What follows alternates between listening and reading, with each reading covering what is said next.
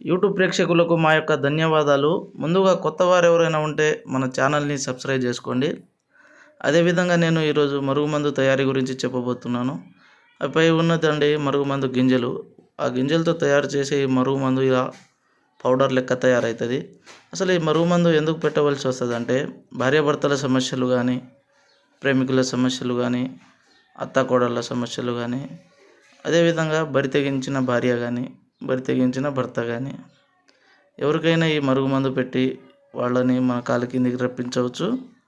మనం చెప్పినట్టు వినడానికి ఈ మరుగుమందు పెట్టి మన చెప్ప చేతుల్లో తీసుకురావచ్చండి. ఇది ఒరిజినల్ మరుగుమందు నాన్న. మరుగుమందు అని ఏదో ఒక మందు పెట్టి సైడ్ ఎఫెక్ట్కి గురి కాకండి. తీసుకునే ముందు చాలా జాగ్రత్తగా ఒరిజినల్ మరుగుమందు తీసుకోండి. మనం ఇచ్చేది ఒరిజినల్ మరుగుమందు. కేవలం ఇది పెట్టిన వెంటనే 3 నుంచి 5 రోజుల లోపల మనిషిలో మార్పు అనేది ఉంటుంది. ఆ తర్వాత నుంచి మన మాట వినడం జరుగుతూ ఉంటుంది.